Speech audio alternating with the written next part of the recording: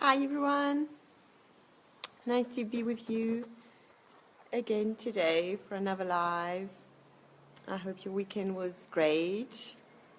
We had a pretty nice weekend, a very busy weekend, but a nice one nonetheless, so I hope yours was nice too. Before I start on today's topic, I just wanted to say a few words about the live meeting that we have in the group today. So we had a very... Oh, there's wind. Oh, there's loads of wind and my papers are flying away. Let me grab all that. Okay. So, on the request of some of the members that are in the group, I had a request a few weeks ago so that we could meet. So I thought, okay, how can we make that happen? And so what I did is I created a virtual room where we could all get together and meet. So last week I met with two other members, Fazana and Evelyn. We had a little chat afterwards, so that was really, really cool. So what I think I will do is I will try and make that a more regular thing. Maybe once, I don't know, like I don't want to commit to a time frame because it will depend on how I can arrange that. But if I can do it like every few weeks, that we can just come in and just say hello, that would be so nice. So how it works is I actually open a virtual room. I use a platform called Zoom, which is very easy to use. It's usually a link. You click on the link. It requires you to install a little something, but it's really like a little app. It takes, I think, no more than 3 minutes to install it. You can, hi, Baby Zaz. Nice to have you with me. And this allows us to just come together to chat. It's just like a sort of a lounge that we can have together. Sort of go in, go out, say hello. You can pop in for 5 minutes if you want, more if you'd like to stay, or just 2 seconds, say hello, go back out. And I think it might be a way for us to get to know each other and to who are interacting in the group and sort of know a little bit more about each of us. So just stay tuned, look around. Like I will post again when I do that again. And if you'd like to join, I'd be more than happy to meet you. So let me just put my papers back in order. Today I am going to be talking about organization and routine. And I think there is so many different ways that families organize their time and their different routines. I think there's just from people I've worked with or from watching friends or family, you can just see that there is so many ways to actually go about organizing the time of a family. Just a quick example is when I met my in-laws. Actually, for us in my family, dinner time was more. It was very set. It's me, my sister, and my parents. We were 4 of us, and it was every single evening, most of the evenings, around 8-ish. It might depend on the days, but usually around 8-ish, the table would be set. We would sit at the table and have dinner. And then afterwards, when I got older and I met my husband and I started to visit at my in-laws, dinner time was not really set. I mean, they were a family, they are a bigger family. My husband has 5, a brother and 4 sisters, so they are a bigger family, but still, rather than just sitting all together, everyone had their own time where they could eat. Dinner would be prepared, but you could just go about eating whenever you are ready and whenever you are hungry, which sounded kind of odd to me because I was not used to that. And it turns out, when I asked a little bit more about it, that actually my father-in-law, when he was young, his family, dinner time was really very, very rigid. They had to be sitting at the table at a certain time, let's say 8 p.m. I mean, I don't know what time it was for them, but like 8 p.m., they had to be at the table for dinner. And if anyone in the family would arrive even 1 minute later, like 8 p.m. and 1 minute, that would be too late. They would not eat for the evening, or they would eat in the kitchen, or I don't know. It was just sort of rigid that way. So I think it was my father-in-law's way to sort of fight that system that he didn't really enjoy or like when he was young, of that rigidity. And he actually, when he had his own family, it was everybody eats when they are ready and when they are hungry, and it worked for them. So just to show you, like a simple example, there is 3 different families, like mine, my husband's, and my father-in-law's, and there's already 3 so like different ways that they organize dinner time, and there is so many more probably that you can organize dinner time in a family. So I think there is no one right way. There is no sort of I mean, really, you can go like from the whole spectrum. You will have families that are absolutely lenient, and where it's when you look at it from the outside, you kind of feel that there is no routine, there is no people, like every member of the family just do whatever they want, whenever they want. You kind of feel that there is no organization.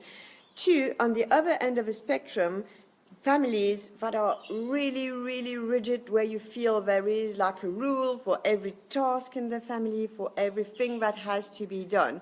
So, and along that spectrum, there is like a whole range in between, where people sort of come and go and organize things in different ways.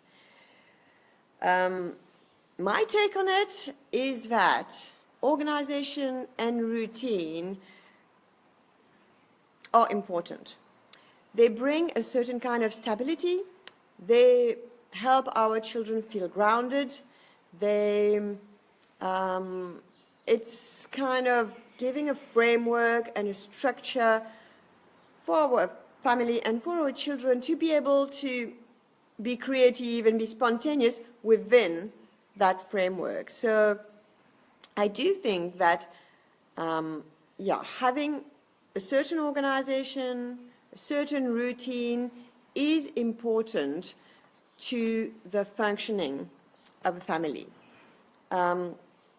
It also allows everyone to know what is expected of them. It kind of sets the guidelines to what is supposed to be happening. For example, I know that for us, in my family, like with my husband and my son, when he started school, in his first year of school, morning routine was actually quite difficult. It was tricky. We just, it was always frustrating. Oh, my dog is coming to lick me. Out you go. It was always sort of, you kind of got the feeling that we never could sort of get out of the house on time. It would always be a rush. It would always be oops, I've got a little dog coming here that wants to say hello. I'm sorry, I'm being a bit disturbed here. We would sort of be running around, rushing around. We'd be shouting to each other, and we would not know, sort of not be able to get things done in a smooth way, until the day where we said, okay, enough. Now, we can't be sort of shouting at each other and rushing and feeling that, you know, like we're not ready on time and having to run all the time. So we sat down and we set down some expectation and routines. Hello there. Sorry, no. Sorry about that. And while we were doing that, we kind of went about in a way where we said, okay, at what time would we need to get out of the house by? So let's say, hi Bernadette, let's say we would need to be out of a house at, I don't know, 7:30 in the morning. So if we have to be all ready and set at 7:30, then let's say at 7:25 we need to be all dressed up, school bags ready, lunch bags ready, like everything sort of, so that we can say goodbyes and take things to get out of the car. So at what time do we need to be dressed then? And at what time do we need to take the shower? At what time do we need to wake up? And just putting these time frames sort of, I would say on paper. It was not really written on paper, but just sort of getting them out of our heads, and so also knowing exactly who was expected to do what in the morning. It actually helped tremendously. From that moment when we set the routine and the organization, it was not a rush anymore. We knew what we had to do.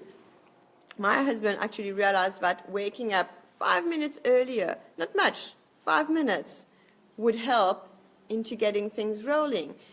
My son was actually, like, understood the time frame and by what time he had to get into the shower and by what time he had to be dressed. Of course, we would remind him and we would always sort of be the ones to reinforce it, but still, by discussing it, by setting the organization, we kind of had a smoother routine going. And to this day, I must say, 4 years later, the routine has changed, the morning routine has changed, but we still go out like way smoother, and it gets, like, we get that going along way easier. So I really think that sort of bringing these frameworks help to to sort of bring stability, bring some certainty, and help the routine go along. Now, having said that, I also think that once you have a framework in place, the more you can bring in some flexibility, the more it sort of brings some fun and some, because let's face it, routine, organization, like doing the same thing in the same way all the time, it's boring. It's not amusing. It's no fun. So whenever we are too rigid and too sort of, we have to really fit in a framework all the time, it gets sort of, it brings more tension into the process. So whenever we can bring some leeway, some fun, some anything that can sort of move things along a little bit and be more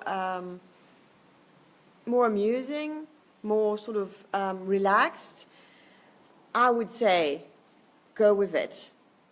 Now, we have to be careful. What I always say is don't do it, don't change things around if it's going to be detrimental to the children. For example, let me just illustrate with one example that I have. It's a friend of mine who used to tell me that her brother, for example, in his family, he would work quite a lot. He was out of the house very early in the morning and would be back home very late in the evening. So he would go out, barely had time to say hello to his children, and the children would be waking up and in their morning routine, so it's not the best time. So he barely had time to interact with them. And then by the time he came home in the evening, the children would be already asleep because he would come back like at 8, 9 p.m. and young children are usually asleep by that time. So what he would do, because he sometimes spent weeks not seeing like his children, when he came home in the evening, he would actually wake his children up and play with them for an hour and then put them back to bed. So that to me is a big no-no. Like, don't disturb that routine, because sleep is important and sleep has cycles. So like going about and waking children up, for me, no. So that's not something that you want to disturb. But as long as it's not detrimental to the children, then why not? I mean, just if homework is not right at the time that you decided it would start, it's okay. If the child, if you have some friends over and your child is going to bed a little later than usual, it's okay. I mean, anything that can come and disturb the set routine, if it's once in a while, I don't see why it's a problem. To me, it's just how life is, that you that you have to cater for things that just happen, and that you just have to move along with it and adapt. So bringing in a little bit of flexibility is actually a good thing. If I think back, the homework routine that I have with my son, I think, yeah, don't even think, I'm sure of it. It actually changed from year to year, and sometimes from term to term, we change the routine to adapt to how things were going. We adapted it in relation to what the homework actually was, to my son's age as he was growing, to my availability, because sometimes when he was very young, I was more available, and then I started working later up till 4 and 5, so we would start homework later. Now it's more about him.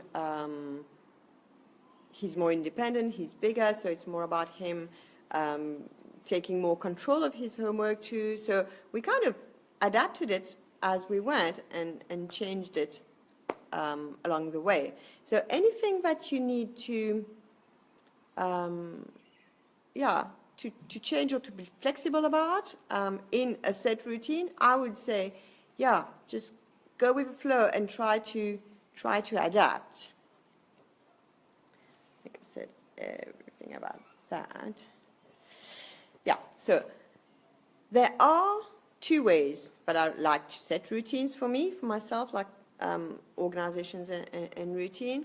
The first one is just to let things fall into place. Sometimes things just sort of, like pieces of a puzzle, it just falls into place. This is what happened for us for our sleep routine. When my son was younger, we never had to discuss it. It would be, we would tell him a story, and it would be one night my husband, one night me. If I could be like a few nights in a row, me or my husband, depending on how we went. But it was always one of us would come and tell a story to my son. It was always my husband who would go and grab a glass of water and bring it to him. It was, all like the little things that we did before he went to bed and actually fell asleep kind of fell into place. We never had to discuss it. We never had to say, okay, you do this, by this time, by that time. It just went along, and as it fell into place, it felt right to us, and it was okay. So that's what I try to do. I try to let things fall into place and see how they go. Now, we don't always fall into place correctly, and that's where I use another strategy, which is to sit down and discuss things and agree. And that's the important part, because I think whenever you meet some resistance, and resistance can come in the form of one of a member of the family not wanting to do something, or shouting or crying, or any frustration that is sort of coming from that routine. And sometimes you can feel the frustration in other places. Like sometimes when a routine is not working, you're not going to see it like exactly there, but then because it's so rigid, people go along. But then afterwards during the day, there might be some resentment elsewhere, but you can bring back to some leeway, bringing some leeway to the to a rigid routine.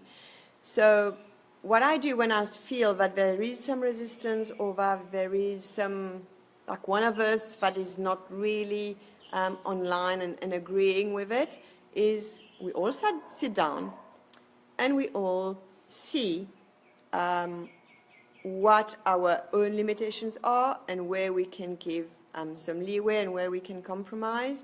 For example, I did that with homework this term, this year when my son started again, where I didn't even realize that I was trying to impose a way of doing things. And straight away, like the first or second day that we were doing that, straight away I could, like my son would resist it. He didn't want to sit down. He didn't want to do the homework. He wanted to do something else all the time. And so I said, okay, like now maybe I went too fast and I tried to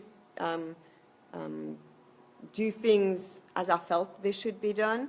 So we sat down, we discussed it, and we thought, okay, and we put also some parameters in place, because sometimes, all members of the family don't realize everything that is involved. So I said, we talked about how much homework there was this year, more than usual, because he's growing up, how more independent he needs to be, and we discussed those things, and then we put some parameters in place, like homework need to be done, before watching any TV, and but how long does he feel he needs to relax before tackling homework, and things like that. I mean, we just sort of discussed it and agreed on it, and so far it's been going great.